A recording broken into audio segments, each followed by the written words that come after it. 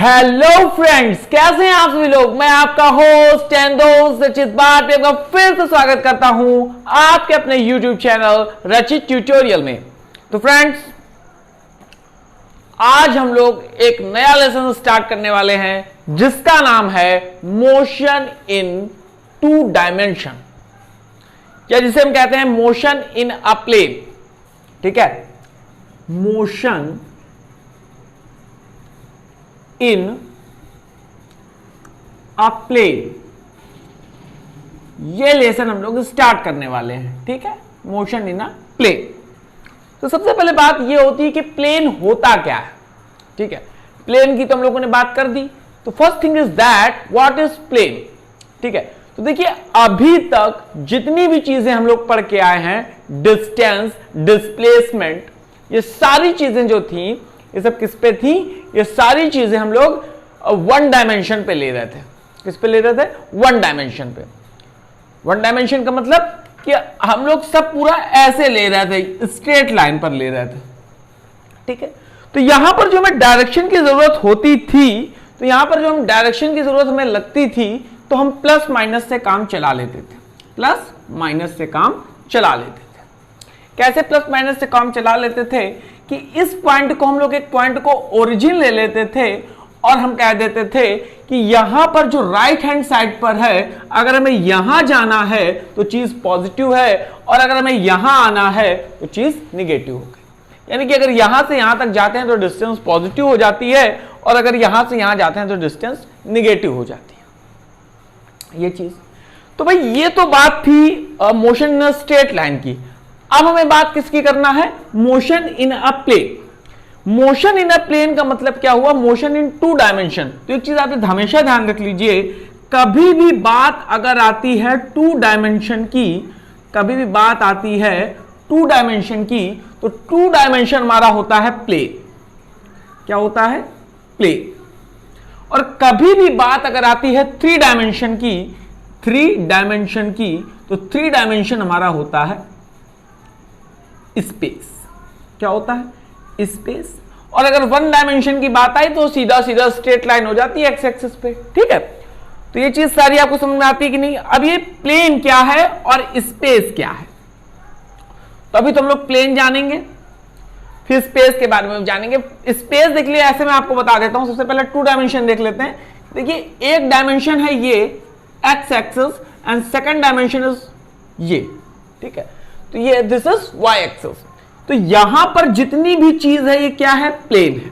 Example के लिए आप बोर्ड को देख लीजिए। बोर्ड पे आप देखिए, बोर्ड से आप ऐसे गए एक्स एक्सिस, ऐसे गए वाई एक्सिस, तो ये पूरा क्या है? ये पूरा प्लेन है। ऐसे रख के देख लीजिए, X axis Y axis, plane है। ठीक, अब तीसरी चीज आती है स्पेस की। तो स्पेस क्या होता है? जिसमें थ्री डायमेंशन हो, यानी कि हम ले लें एक्स वाई एंड जेड, तो ये हो गया थ्री डायमेंशन, जिसे कहते हैं space.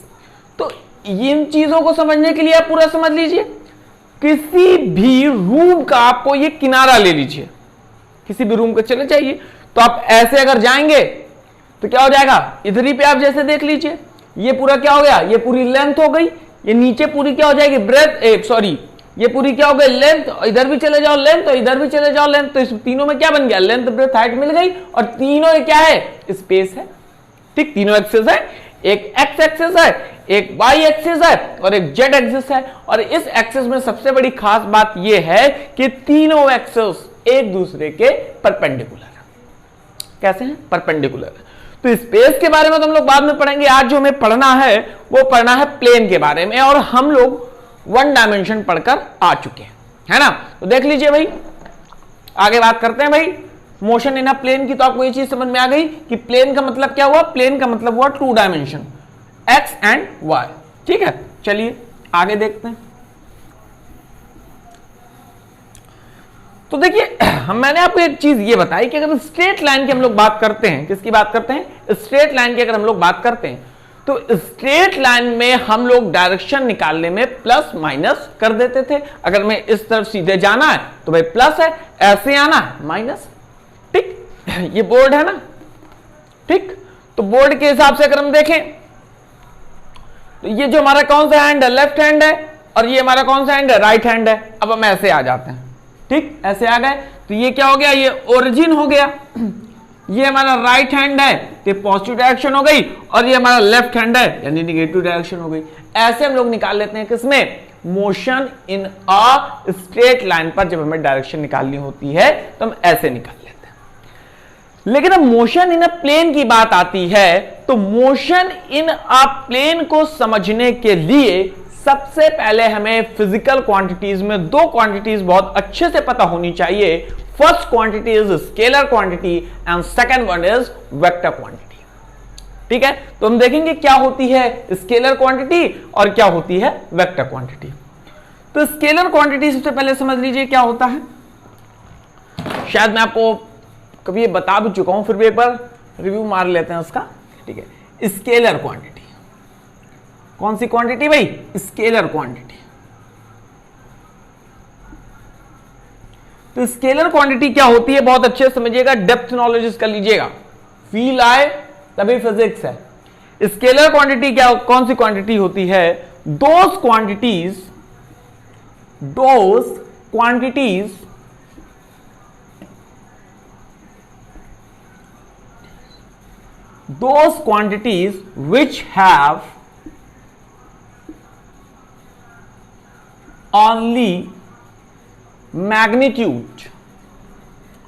which have only magnitude, not direction।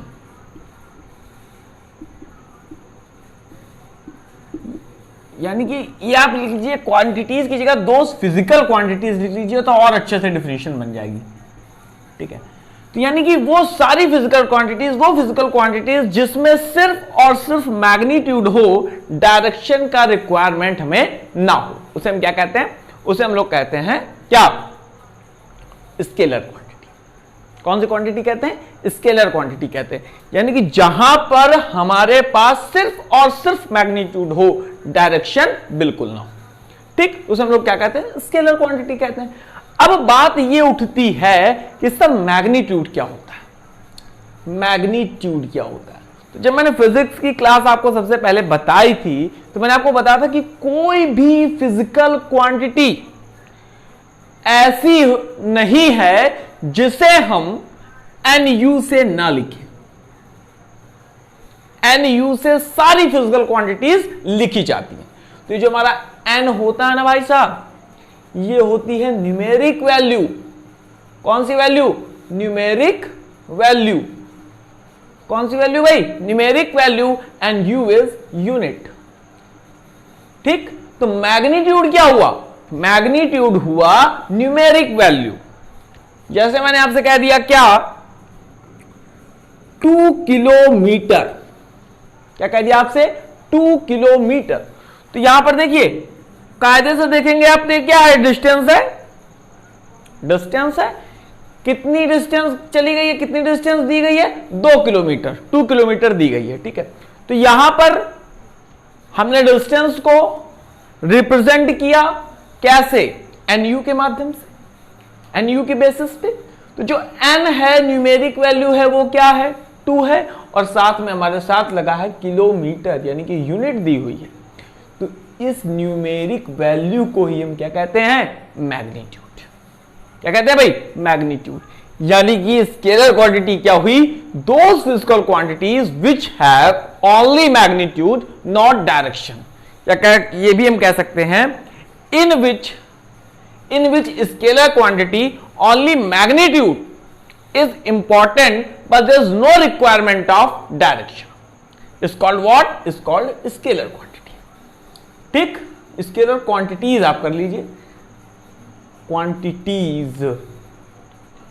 ठीक, तो ये चीज समझ में आई कि स्केलर क्वांटिटीज क्या होती हैं। इसके बाद कुछ एग्जाम्पल देख लेते हैं। एग्जाम्पल, तो एग्जाम्पल स्पीड, जिस भी चाल से मैं जैसे चल रहा हूं, तो चाहे इधर चलूं, चाहे उधर चलूं, चाहे इधर जाऊं, चाहे उधर जाऊं, कहीं पर भी जाएं, ठीक है, इसकी कोई डायरेक्शन नहीं है। ठीक है, चाल तो सब चलते हैं। ठीक, आप ऐसे भी चल सकते हैं, आप ऐसे भी चल सकते हैं, आप ऐसे भी चल सकते हैं, आप ऐसे भी चल सकते हैं, आप ऐसे ऐसे भी चल सकते हैं। मतलब जहां पर हमें डायरेक्शन का रिक्वायरमेंट ना हो, सिर्फ मैग्नीट्यूड से काम चल जाए। ठीक है, जैसे कह दिया जाए कि मेरा स्कूल मेरे घर से 5 किलोमीटर दूरी पर है। ठीक है, 5 किलोमीटर जो 5 किलोमीटर डिस्टेंस है, the distance of my school, the distance of my school is from my home is 5 kilometre. ठीक, 5 किलोमीटर की डिस्टेंस पे है स्कूल। ठीक, तो 5 किलोमीटर की डिस्टेंस पे स्कूल है तो, लेकिन क्या वहां पर आपने इस चीज को डिफाइन किया कि किस डायरेक्शन पे है, कैसे जाना है? डिफाइन किया। क्यों? आपने यहां पे बताया कि भैया ऐसा है कि 5 किलोमीटर दूरी पर है, तो हमने एक गेस लगा लिया कि हाँ भाई 5 किलोमीटर इतना होता है, इतना आपके दूरी पर स्कूल होगा। बट क्या मैंने आपसे पूछा कि आपको सीधा जाना था, फिर लेफ्ट टर्न लेना था, फिर राइट टर्न लेना था, फिर सीधा जाना था, फिर वहां पर एक मोड़ आ जाती, वहां मुड़ जाना था? ये तो पूछा नहीं। एक दिमाग लगाया कि भाई 5 किलोमीटर इतनी डिस्टेंस होती है। तो यहां पर जैसे हमारी क्या हो गई, स्पीड हो गई। ठीक, क्या हो गई, डिस्टेंस हो गई। एक ऐसी क्वांटिटीज है, ये ऐसी क्वांटिटीज हैं जिनमें हमें सिर्फ और सिर्फ मैग्नीट्यूड आवश्यक होता है। रिक्वायरमेंट सिर्फ मैग्नीट्यूड की होती है, कोई डायरेक्शन की जरूरत नहीं होती है। ठीक है, मास हो गया। ठीक, मास हो गया। ठीक है, तो मास हो गया, बहुत सी ऐसी चीजें हैं एक्सेट्रा। ठीक है, तो ये सब कैसी क्वांटिटीज हैं? Scalar quantities. क्योंकि अब भाई आपको 3 किलो शक्कर ले जाना है, शक्कर का मास कितना, शुगर का मास कितना है, 3 kg है। तो क्या वहां कहीं पर भी हमें डायरेक्शन की जरूरत पड़ी? नहीं पड़ी। भाई उठा के ले जाना है। शक्कर थोड़ी कहती है कि भाई ईस्ट से चलेंगे या वेस्ट से चलेंगे या लेफ्ट से चलेंगे या राइट से चलेंगे, ऐसा तो कुछ है नहीं। तो ये चीज मेरे हिसाब से आपको बहुत अच्छे से समझ में आ गई होगी। ठीक है, अब vector quantities, what is the requirement of, what is the requirement of vector in this chapter which is motion in a plane? क्या रिक्वायरमेंट है भाई, वेक्टर का क्यों रिक्वायरमेंट है, ये सारी चीजें आज आपको देखना। ठीक है, फिर अब हम लोग बात कर लेते हैं वेक्टर क्वांटिटीज की। कौन सी क्वांटिटीज की बात कर रहे हैं भाई? वेक्टर क्वांटिटीज की। Vector quantities, vector quantities, vector quantities क्या होती हैं? दो फिजिकल क्वांटिटीज, देख लीजिएगा, अब आप लिख लीजिएगा अगर लिखना हो। दो physical quantities which have both magnitude and direction, यानी कि वो फिजिकल क्वांटिटी जिसके पास मैग्नीट्यूड भी है एंड डायरेक्शन भी है, उसे हम कहते हैं वेक्टर क्वांटिटी। ठीक है, एग्जांपल के लिए वेलोसिटी है हमारी, एक्सेलरेशन है हमारा, ये सब कैसी क्वांटिटीज हैं? वेक्टर क्वांटिटीज हैं। अच्छा, रनिंग कैसी क्वांटिटीज है? वेक्टर क्वांटिटीज है। ऑब्वियस सी बात है भाई, आप अगर दौड़ रहे होंगे तो एक डायरेक्शन ही होगी, आप रनिंग करोगे एक डायरेक्शन ही में दौड़ पाएंगे। ऐसा तो है नहीं कि दौड़ रहे हैं तो ऐसे ऐसे ऐसे कर लेंगे। ठीक है, स्ट्रेट पाथ पर दौड़ रहे होंगे, सर्कुलर पाथ पर दौड़ रहे होंगे, तो ये आपका क्या है, एक डायरेक्शन ही तो है उसमें। ठीक है, तो और एग्जाम्पल, जाना माना नाम जांची परखी क्वालिटीज की, डिस्प्लेसमेंट, बहुत पहले से सुन रहे हैं। The shortest distance between initial position and final position is called displacement. तो डिस्प्लेसमेंट में भी तो एक डायरेक्शन ही होती है। या मे भी कह सकते हैं the distance which is covered in a particular direction is called displacement. तो डिस्प्लेसमेंट के लिए हमें डिस्टेंस की जरूरत पड़ती है। ठीक है, और वेलोसिटी, वेलोसिटी अब कहते हो सर स्पीड एंड वेलोसिटी। ये देखिए, आम भाषा में अगर हम आम बोलचाल की भाषा में यूज करें, आम लैंग्वेजेस में, in a simple way, then we can say velocity and speed is same, but where but in a straight line. अगर हम स्ट्रेट लाइन की बात कर रहे हैं तो वहां पर वेलोसिटी और क्या, वेलोसिटी और स्पीड दोनों चीजें सेम होती हैं।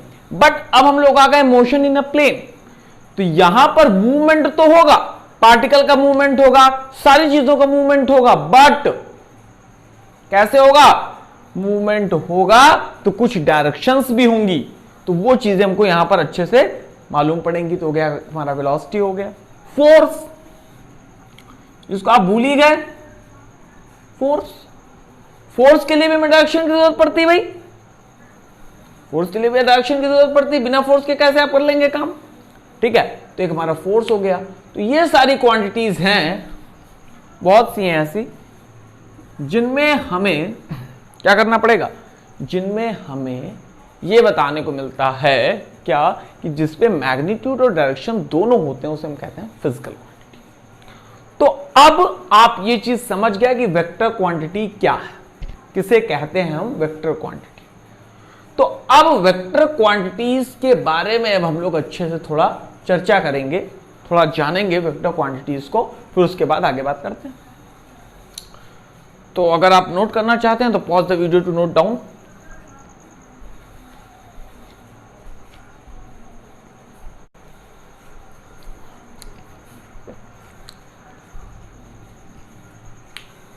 हाँ भाई, नोट कर लिया आप लोगों ने, चलिए। तो अब ये आपको पता चल गया कि वेक्टर क्वांटिटीज के बारे में आप लोगों को अच्छे से चीजें पता चल गई हैं। दैट्स वेरी गुड थिंग, है ना, बहुत अच्छी बात है और होना भी चाहिए, है ना।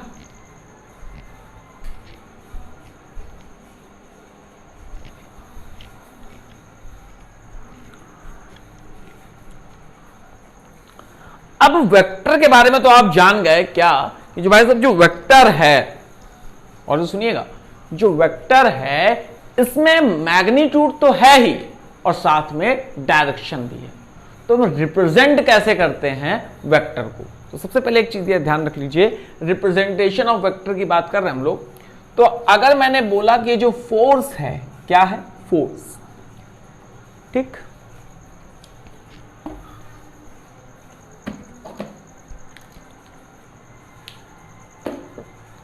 ऐसे ले लीजिए थोड़ा सा, रिप्रेजेंटेशन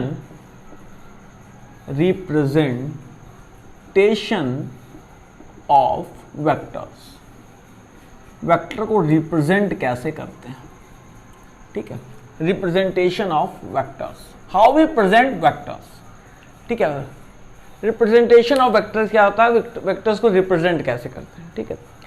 तो देखिए, वेक्टर को रिप्रेजेंट करने के लिए हमें एक चीज, इससे आप बहुत ज्यादा परिचित होंगे,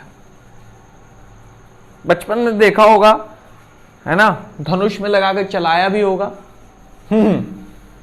एरो, ठीक। तो इस एरो से हम लोग रिप्रेजेंट करते हैं वेक्टर को, ठीक है।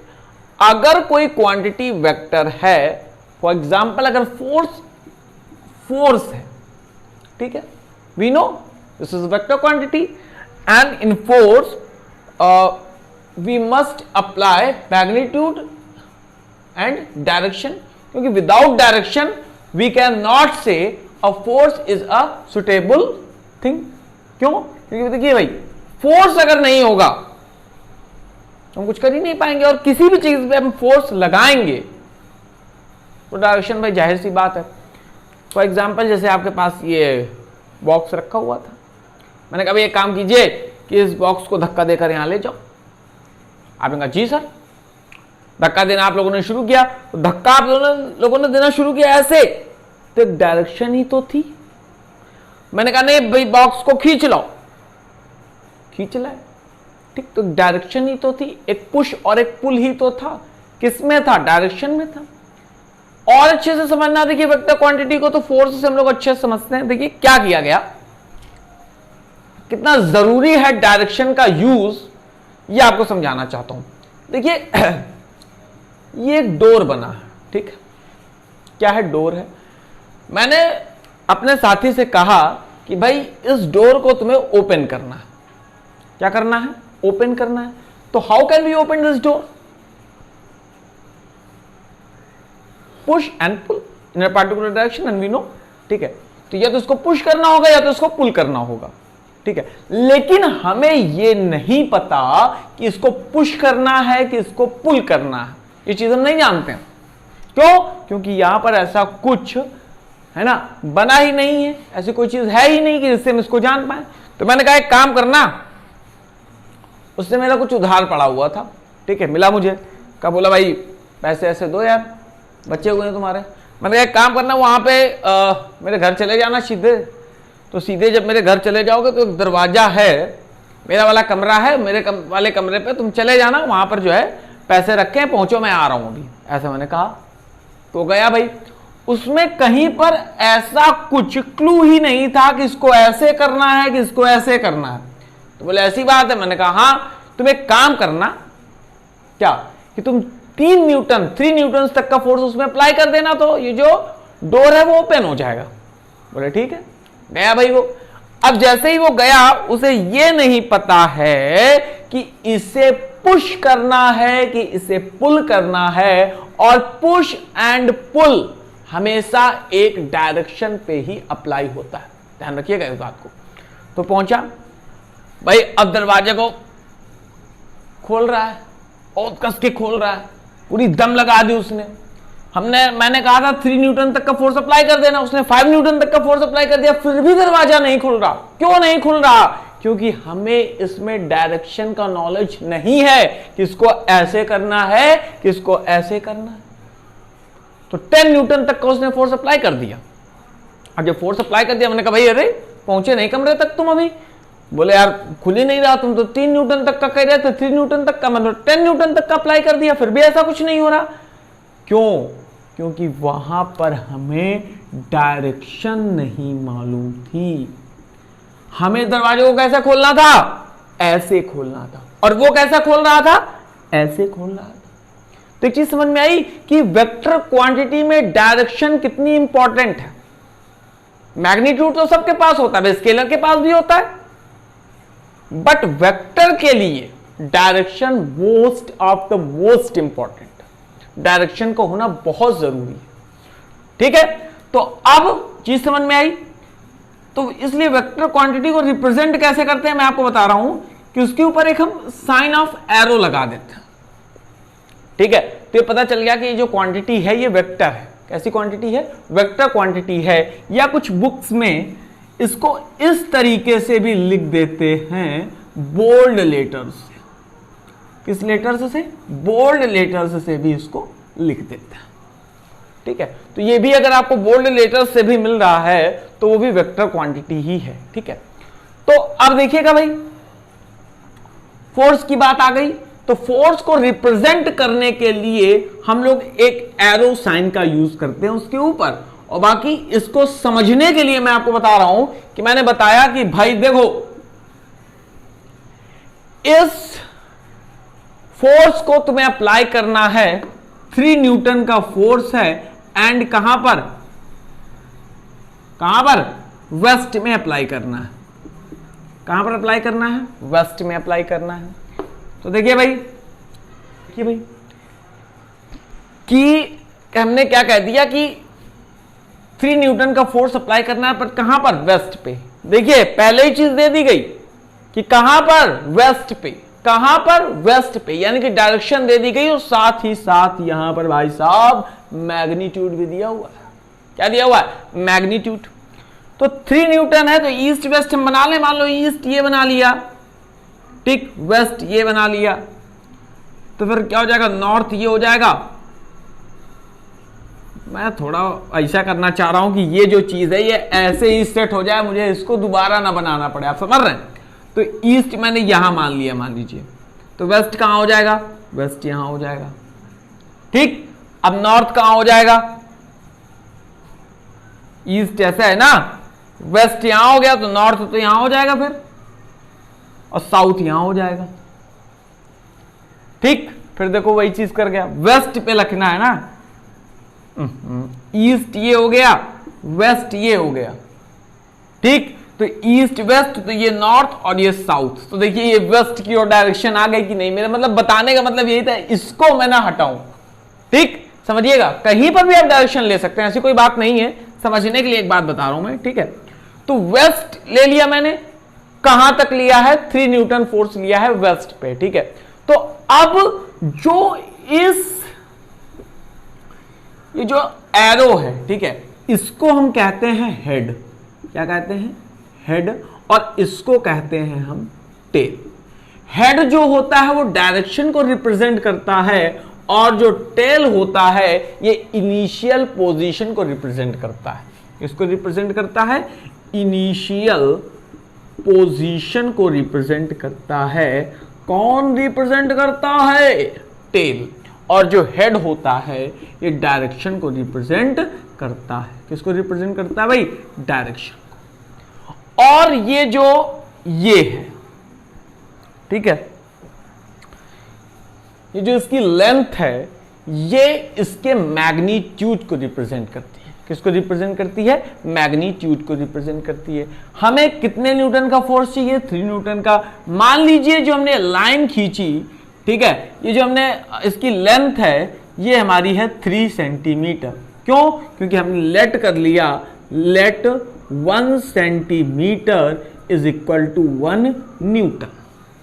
ठीक, तो 1 centimetre is equal to 1 newton, तो 3 centimetre is equal to 3 newton. तो इस तरीके से ये जो इसकी लेंथ है 3 न्यूटन, ये रिप्रेजेंट करती है मैग्नीट्यूड को।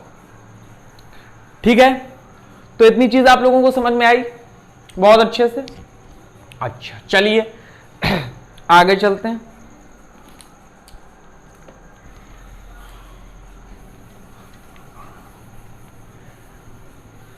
अब वेक्टर्स आपको समझ में आ गया, बहुत अच्छी बात है। अब हमें छोटे छोटे वेक्टर्स थोड़े हैं, उनकी थोड़ी बात कर लेते हैं, फिर आगे चलते हैं। बात अब हम लोग करेंगे थोड़ा position vector and displacement vector. कौन कौन से वेक्टर की बात करेंगे भाई? Position vector. पोजीशन वेक्टर कौन सा वेक्टर है भाई? जोर से बोलो, पोजीशन वेक्टर। ठीक है, तो पोजीशन वेक्टर नाम ही से पता चल रहा है कि सर ये कोई पोजीशन रिप्रेजेंट कर रहा है, लेकिन लोग बात किस चीज की कर रहे हैं? मोशन इन अ प्लेन की। और प्लेन में कितने एक्सेस होते हैं? 2 एक्सेस होते हैं, 2 एक्सेस होते हैं, X axes and Y axes. अब अगर हम बात करते हैं स्पेस की, तो स्पेस में कितने एक्सेस होते हैं? स्पेस में होते हैं 3 axes, X axes, Y axes and Z axes. तो यहां पर हमको कौन सा प्लेन पे देखना है। ठीक है, तो देखिए पोजीशन वेक्टर निकालने के लिए सबसे पहले हमें क्या कर लें? एक प्लेन बना लें। प्लेन का मतलब X axis and Y axis. तो भाई साहब बना लिया, ये हो गया X axis and this is Y axis. Position vector, position vector पहली चीज तो हमें ये बताता है कि कितनी डिस्टेंस है, और दूसरी चीज कि वो पार्टिकल किस डायरेक्शन पे है। ठीक है, कि वो पार्टिकल किस डायरेक्शन पे है। ठीक है, तो मान लीजिए यहां पर एक पॉइंट है P, यहां पर एक पॉइंट क्या है? P है, और ये है ओरिजिन। ये क्या है? ओरिजिन है। तो यहां से यहां तक, कहां से कहां तक भाई साहब? यहां से यहां तक, ये पॉइंट आया P। यहां से यहां तक, ठीक है, जो पोजीशन है, ठीक है, पहली चीज जो पोजीशन है उसे हम कहेंगे पोजीशन वेक्टर।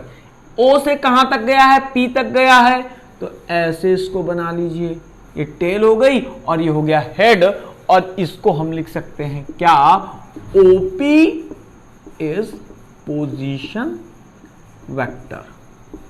कौन सा वेक्टर है भाई? Position vector. OP कौन सा वेक्टर है भाई? पोजीशन वेक्टर है। ठीक है, और इसके साथ ये एंगल क्या बना रहा होगा? थीटा बना रहा होगा। तो OP कौन सा वेक्टर है भाई? पोजीशन वेक्टर है। तो पोजीशन वेक्टर मैंने आपको क्या बताया? क्या बताता है? बोले भाई, डिस्टेंस बताता है और डायरेक्शन बताता है, कहां पर गया है, पहले ही बताई चीजें। तो पोजीशन वेक्टर आपको समझ में आ गया कैसे निकालते हैं पोजीशन वेक्टर। इसी तरीके से एक होता है हमारा डिस्प्लेसमेंट वेक्टर। कौन सा vector? Displacement vector. Displacement vector कौन से वेक्टर की बात कर रहे हैं भाई हम लोग? डिस्प्लेसमेंट वेक्टर की। तो डिस्प्लेसमेंट वेक्टर क्या होता है भाई? गौर से सुनिएगा। देखिए अच्छा, डिस्प्लेसमेंट आपने एक चीज सुनी थी, तो shortest distance between initial position and final position, मतलब shortest distance from initial position to final position is known as what, is known as displacement. तो अब डिस्प्लेसमेंट वेक्टर क्या होता है, ये तो चीज पता ही चल गई कि भाई डिस्प्लेसमेंट, ठीक है। जैसे देख लीजिए हमारे पास ये एक क्या बना हुआ है, प्लेन बना हुआ है। क्यों प्लेन बना हुआ है भाई, क्योंकि यहां पर एक्स एक्सिस है and here we have Y axis. Okay, चलिए भाई देखिए यहां ये हमारा ओरिजिन है, ठीक है। तो अब यहां से टी टाइम पर, यहां से टी टाइम पर एक पॉइंट है P, और यहां से टी डैश पॉइंट पर एक पॉइंट है P डैश। कैसा पॉइंट है, P डैश पॉइंट है, ठीक है। इसको समझ लीजिए टी डैश पॉइंट पर, ठीक है। यानी कि क्या हुआ कि अगर हम ओरिजिन से चले तो टी टाइम पर एक पॉइंट है P, टी टाइम पर एक पॉइंट क्या है P, यानी कि अगर O से P तक की डायरेक्शन एंड O से P डैश तक की डायरेक्शन, ठीक है, डायरेक्शन और डिस्टेंस दोनों, तो ये OP एक पोजीशन वेक्टर हो गया और ये OP डैश भी एक पोजीशन वेक्टर हो गया। अगर T समय पर यहां पहुंचे थे टी टाइम पर, तो मान लो कि इनिशियल था ये, या इसको इनिशियल मान लो, इसको फाइनल मान लो। तो अब हम लोग जानते हैं, क्या जानते तो बहुत कुछ है, क्या जानते हैं कि जो शॉर्टेस्ट डिस्टेंस होती है इनिशियल पोजीशन और फाइनल पोजीशन की, उसे हम डिस्प्लेसमेंट कहते हैं। तो अब यहां से इसको ऐसे मिला दो, कैसे, ऐसे करके, ऐसे करके मिला दीजिए। तो ये मिला दिया, तो ये जो तुम्हारा P और P डैश बन गया, ये तुम्हारा बन गया क्या, डिस्प्लेसमेंट वेक्टर। कौन सा वेक्टर बन गया भाई, डिस्प्लेसमेंट। चलिए आई थिंक यहां तक चीजें आपको समझ में अच्छे से आ गई हैं, ठीक है। तो आगे भी थोड़ी सी बात करते हैं, ठीक है। सबसे पहले बात ये करते हैं कि सर वेक्टर होता क्या, जो आपने वेक्टर बता दिया है क्या। एक्चुअल में जो वेक्टर है ये लैटिन लैंग्वेज का एक वर्ड है, ठीक है, जिसका मतलब होता है कैरियर्स। क्या होता है, कैरियर्स होता है, कैरियर्स मतलब ले जाने वाला, ठीक है। सेकंड चीज, आपने टू टाइप्स की क्वांटिटीज पढ़ी, एक पढ़ा आपने स्केलर, एक पढ़ा आपने वेक्टर। एक थर्ड टाइप की भी क्वांटिटी होती है जो हम लोग के सिलेबस में बिल्कुल भी नहीं है, ठीक है, उस चीज पर परेशान होने की कोई जरूरत नहीं है। एक और क्वांटिटी होती है जिसका नाम होता है टेंसर। कौन सी क्वांटिटी होती है, टेंसर क्वांटिटी होती है। और टेंसर क्वांटिटी आपको 12th में नहीं है, सीधे आपको ग्रेजुएशन में बीएससी में मिलेगी, अगर बीएससी एससी जो लोग करेंगे उन्हें भी मिलेगी, ठीक है। तो टेंसर क्वांटिटी क्या होती है, टेंसर क्वांटिटी वो क्वांटिटी होती है जिसका कोई स्पेसिफाइड डायरेक्शन नहीं होता, जैसे इलेक्ट्रिक करंट, ठीक है, वो टेंसर क्वांटिटी का ही एक एग्जांपल है, ठीक है। क्यों, क्योंकि देखिए जो अगर वो उसके कुछ प्रॉपर्टीज हमें वेक्टर के तरीके लगती भी हैं, क्योंकि उसमें डायरेक्शन भी होती है, बट उसको हम, ठीक है, वेक्टर के लॉ से ऐड और सब्सट्रैक्ट नहीं कर सकते, हम उसे अलजेब्रिकली ऐड और सब्सट्रैक्ट कर सकते हैं, ठीक है। इसलिए इसको टेंसर क्वांटिटीज में रखा गया है। मोमेंट ऑफ इनर्शिया ये भी टेंसर क्वांटिटीज में आता है। लेकिन बाय चांस आपके ऑब्जेक्टिव में आ जाता है और टेंसर क्वांटिटी नहीं लिख के आती है, तो वहां पर आप लोग स्केलर का ही यूज करेंगे, वेक्टर का यूज नहीं करेंगे। तो पॉइंट की बात थी, ध्यान रखिएगा। चलिए, तो आज का कुछ इंट्रोडक्शन था, आई थिंक अच्छा लगा होगा आपको। तो कल हम लोग टाइप्स ऑफ वेक्टर के बारे में चर्चा करेंगे अच्छे से, ठीक है। तो जानते तो हैं ये करना क्या है। अगर सेशन पसंद आया हो तो करना क्या है, लाइक, शेयर एंड सब्सक्राइब आपका अपना यूट्यूब चैनल रचित ट्यूटोरियल। जय हिंद।